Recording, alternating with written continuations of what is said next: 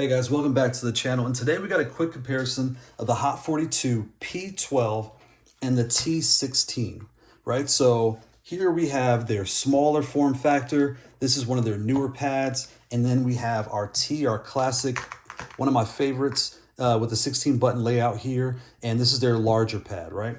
So when it comes to the two, we're gonna look at them, compare them, review them, and kind of go from there. So let's start with these sizes. Let's compare the sizes first. So the P, I'm gonna lay it on top here and I'll slide this over. And you can see it is it's about 1, 2, 3, roughly 2 inches from the bottom, right from the top, 1, 2, 3, roughly 4. So roughly 4 inches wider. So 2 and 4 over the P. When it comes to how narrow they are, I mean, they're very similar, right? So not much off from there. I'm gonna put this back over here. So if you're on the fence with these two devices, you're asking yourself, do I want the larger pad or the smaller? So the first thing you want to do is get a standard piece of American paper. You want to fold it top down, lay it here. That's about how wide and how tall the P is, right? So I'm gonna put that right there. Grab another piece of paper and just leave it the way it is. Lay it sideways. That is roughly the size of the T. And I'll slide it over here. You can see, I mean, maybe the metal piece of a Brooks adapter more, right? So I'll get this out the way.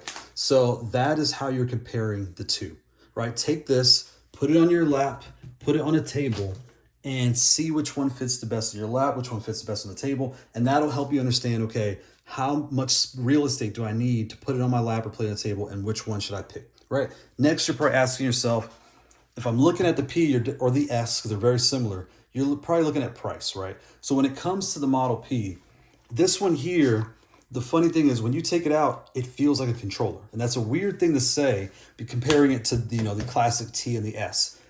This pad, it's made out of plastic, right?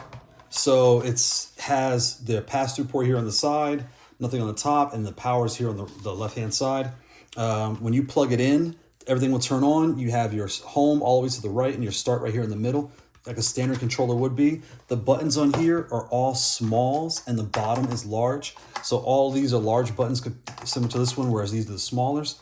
When I'm holding this, it plays just fine. But again, it's funny because the kids and I all play with it. And that's the funny thing we all kind of said was it feels like a controller. Whereas when you come to the T and the S, because they are basically the same build, just one's larger than the other, they are made out of acrylic, right? So you can see the multiple layers here. You can take this apart, just unscrew it. It's not hard.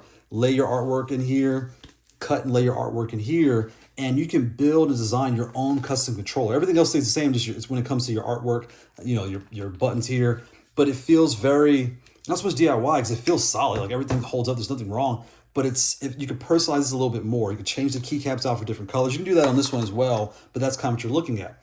So with this one, you have your pass-through port on the side, your power button on the top, or a power port on the top, and that's it all around the body. It's back here. You have your R3, L3, L3. So these two are the same button, and this is your R3. If you buy the 13, the L3 and R3 will be up top. You have your button 1 and button 3 from the right? So as soon as you plug it in, you'll press 1 and 3. You'll see the PlayStation or Xbox pop up, press start, you're good to go. And that's how you activate these pads. So again, if you're comparing the two, this comes with the new crystal switches. So if you see a C or a TC, that means the new crystals. They're the same switches that come, the reds on here, they're just clear. And why is that? These caps are black. The light is hard to shine through those color switches that are in the standard switch. So they made their own custom clear switches. That way the light shines nice and bright through the P. When it comes to the T, it looks the way it would, right? You have your reds in there and it shines as it normally would. These are frosted caps. You can see through them very well. So all the lighting and everything works just fine. But again, if you're looking at these two, you're either looking at a couple of things. Price. I've never used this type of controller before. Do I like having the up button on the bottom, or do I like it on the top? Right here, you can kind of play with the up on top, down the bottom, or do I like my up here, my down there, whereas that is the standard for these leverless styles. The up is down, the down is up. It's kind of backwards. It takes about a week or two to get used to, but once you're done, you determine if you like it or not. So that is the perfect reason to start with a P or an S to see if that's what you like. Once you've done this for a while and you need a larger pad, the T is definitely a choice to make and a way to go. There is the M Plus as well, which is the premium build. But if you're looking at cost, the T is perfect. I haven't had any issues with it. I've had this for roughly 6 months. It's worked just fine. It's large and one of my daily drivers. So that is a comparison of the Haute42 P and the T. Thanks for watching.